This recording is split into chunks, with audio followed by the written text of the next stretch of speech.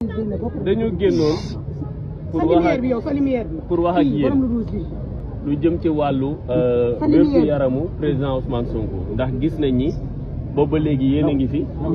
nit ñaa ngi dugg nit ñaa ngi génn sénégalais yaa ngi laajte donc liñ leen mën a wax mooy niñ ko gisee démb biñ jógee tribunal péripéties yi ñu dund yëpp gis nañ ko ba moom mu waxal ko boppam ci page Facebook am que ni depuis biñ ko jëlee forcé ko yóbbu ko tribunal dugal ko ci oto bi mu dem tribunal am fa malaise bañ ne dafa war a dem clinique ñu bañal ko mu ñëw fii ñu andi ko këram par la force ñu barricade këram ambulance bi mënu fa dugg moom mënta génn pendant 6 heures de temps ba ci 21 heures lañ koy soog a andi fii donc loolu mu waxal ko boppam li muy yëg ci yaramam biñ ko andee médecins yi jël nañ ko en charge di ko defal traitement li ñu mën a wax ci wérgu yaramam nit ñi dafa am loo xam te ni foog ñu wax ko ñu xam ko li ñu soxla ci wérgu yaramu Ousmane Sonko fi mu toll nii amaguñ ko donte ni médecin yaa ngi koy defar traitement bi war mais ñun li ñu soxla ci wérgu yaramam amaguñ ko amaguñ ci lu dal suñu xel foog sénégalais yi xam loolu ñu ngi koy defar traitement naam mais ñun amaguñu lu dal suñu xel ci wàllu wérgu yaramu président Ousmane Sonko te loolu li ko waral mooy liñ ko def démb te sénégalais yëpp gis ko àddina gépp gis ko mooy forcé nañ ko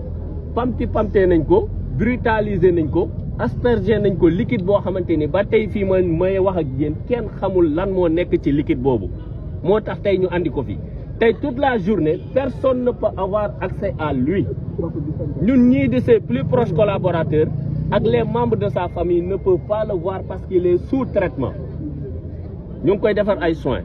mais liñ ci mën a wax askanu Sénégal war koo xam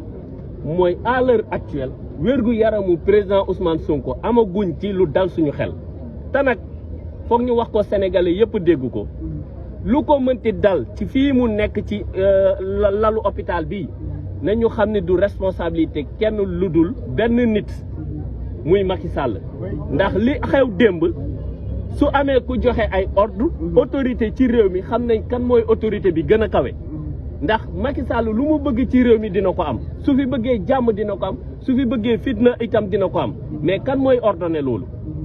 takk der yi li nga xam ne moom la ñu def démb ordre yi ñu jot kan moo leen ko jox ki leen ko jox mooy ki nga xam ne mooy Macky Sall donc président Ousmane Sonko moo ngi fii donc lu ko dal na askanu Sénégal na àddina xam ni lañ ko def démb moo ko yóbbee ndax jël nit forcé ko yóbbu ko tribunal